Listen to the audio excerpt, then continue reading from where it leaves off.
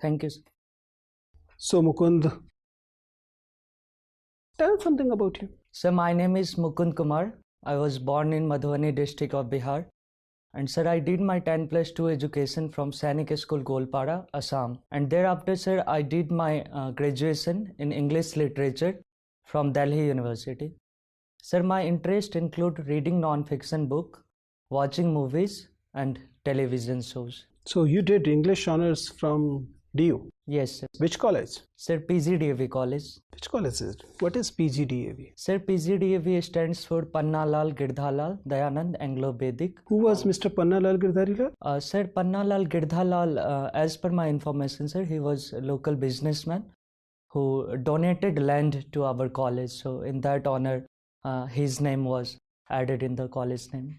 So his only contribution to the mankind is that he gave some land to DAV college, or there was something more to it. What is the whole history of DAV? Why these institutions are formed? Sir, Dayanand Anglo-Vedic institutes are institute formed on the ideals of the Swami Dayanand Saraswati, who was founder of the Arya Samaj. Mukund, you studied from Sainik School. You also studied from a Arya Samaj institution. Arya Samaj was against the co-education. Sainik schools are against co-education. Why you people have problem with women studying with you? Now in our college, yes. But sir, in Sainik school also we had this, but recently our Union Defense Minister... What is wrong with our so-called culture and civilization that we believe if women study with us, they will corrupt us? Sir, personally, I do not feel anything wrong with women studying. In fact, I believe that studying together, boys and girls. So you disagree with Swami Dayanand on co-education? No, sir. I also don't mean to disagree with Swami Dayanand Saraswati. But sir, later on, as we see now, things have changed, and both boys and girls study. What changed? Earlier, women were more whimsical. Now they have become humane and better. That's what you're saying? Not in that regard, sir. In college, even in Sainik schools now, sir, girls child are being allowed from next year, and in Delhi University, in my college, it has been going on for a long time. So I don't see any problem. You studied English literature, but ended up taking political science and international relation. If even the institutions like Delhi University can't impart confidence in their students to take English literature as their optional, who will?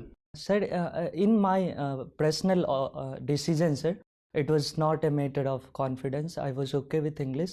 But since, sir, in Delhi University, we have choice-based credit system in which students have option to choose one elective course.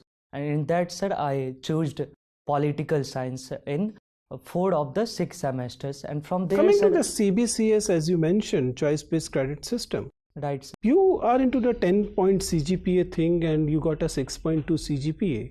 That should have been first division ideally. Why you mention it as second division? What is CGPA and how the divisions are calculated in CGPA? So sir, when we come from CGPA to marks, so we multiply it by 9.5. That is in the 9-point CGPA, not in the 10-point CGPA. Sir, the result that we get below that, there is one asterisk and which says that to reach at your percentage marks, you have to multiply by 9.5. What is CGPA? Sir, it's cumulative grade point average. How is it calculated? How is it different from arithmetic average? Sir, as per my knowledge, sir, grades are given, and there are 10 grades in choice-based credit system, sir. So O plus is outstanding, and then there is average, sir, A grade, which is very good, and then below that. See, there have been, even yesterday, it's been announced that campuses will be overseen by the security forces. They are really worried that security forces, so the universities, are being infected by anti-India activities. Do you believe that political science and such disciplines are to be blamed? They are over-politicizing our university campuses. I'd like to disagree quite here, sir. Sir, I don't think that a particular subject should be blamed for that. In fact, sir, do you believe that this problem of over-politicization of campus is happening? I would not call it over, sir, but certainly, sir, students awakening in recent time and even earlier also we had, sir, as we saw during Is it a good thing or a bad thing? sir, it has both merits as well as demerits.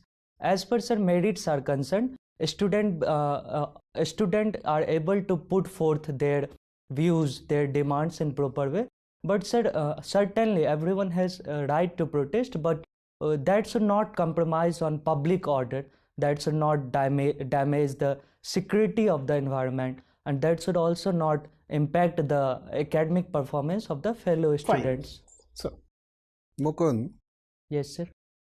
can you tell us some names of Indian English writers? R.K. Narayan is one, sir. Then Anita Desai is another. And then, sir, Kalidas is one of the greatest. Kalidas. I beg your pardon, sir. He wrote in Sanskrit. And then Amitabh Ghosh is there. So these all are some of the names, sir, that is coming to my mind, right? The Village by the Sea was written by whom? Pardon, sir? The Village by the Sea. I'm sorry, sir. I'll have to look into this. I don't. Okay. In English literature of foreign countries, have you read Charles Dickens? Charles Dickens, yes, sir, it was there. Which book you have studied? Sir, Hard Times. So what is the crux, central theme of Hard Times? Sir, central theme of Hard Times, since he wrote during the time of the capitalism and its effect, so basically it dealt with the suffering of the children and workers in the capitalist industry, sir. So that was basic idea. So do you think that his findings are still relevant in India and other countries? Up to some extent, there are still some problems associated with laborers and the way they are being dealt, the low pay issue in informal sector. So certainly, sir, points highlighted by him were relevant in those times and are relevant in our times also. What do you mean by social security for workers? Sir, social security for workers means that they should have security with regards to their health, and then they should also have pension opportunity when they retire from the business, and then their children should get proper education. So all this can be encompassed as a social security for workers. Recently, Government of India, with an intention to reform the labor market, has announced that it will create 4 kinds of labor codes. Right, sir. Which particular code would take care of social security of the workers? Sir, certainly I'm aware that 44 laws and more is being encompassed in 4, but sir, I'm not aware about this particular code, sir.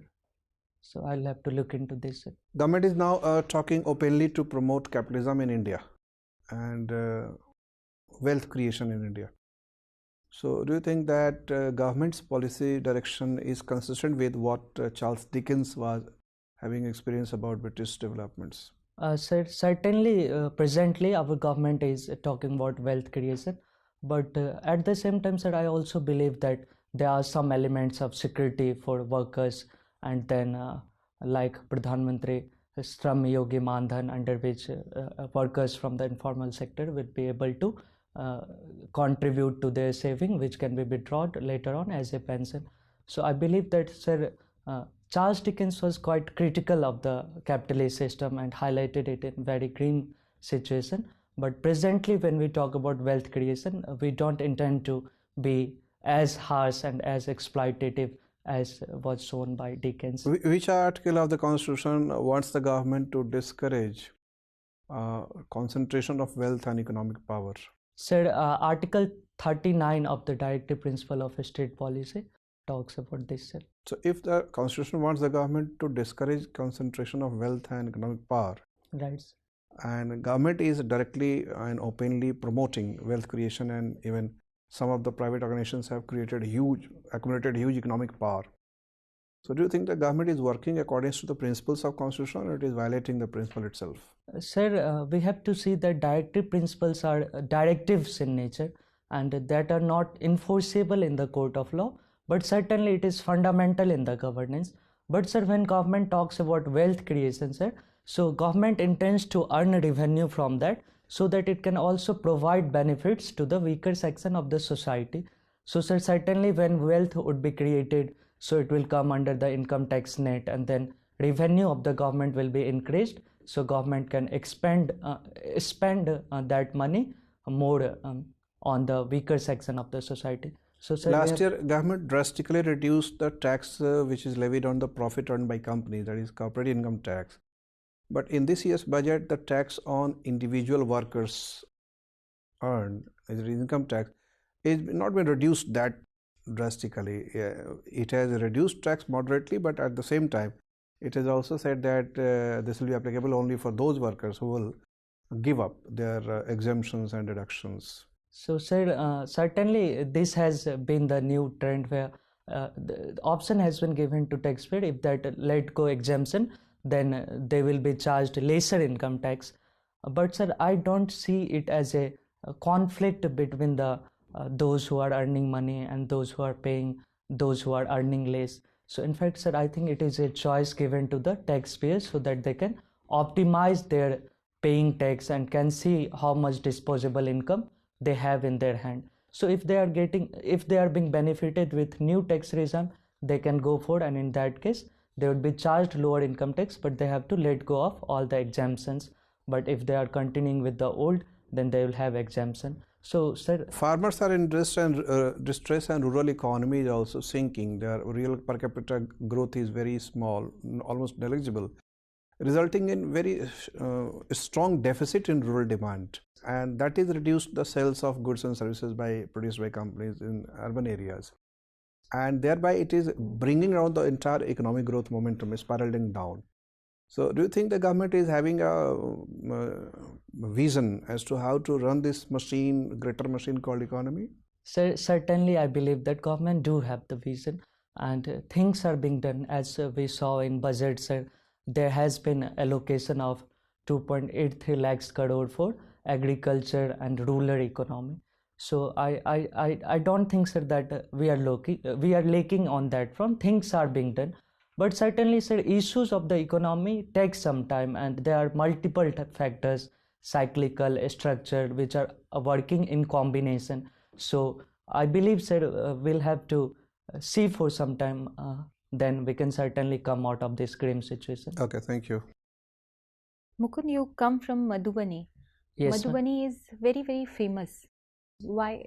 Ma'am, Madhubani is very famous for Mithila painting, which is also known as Madhubani painting.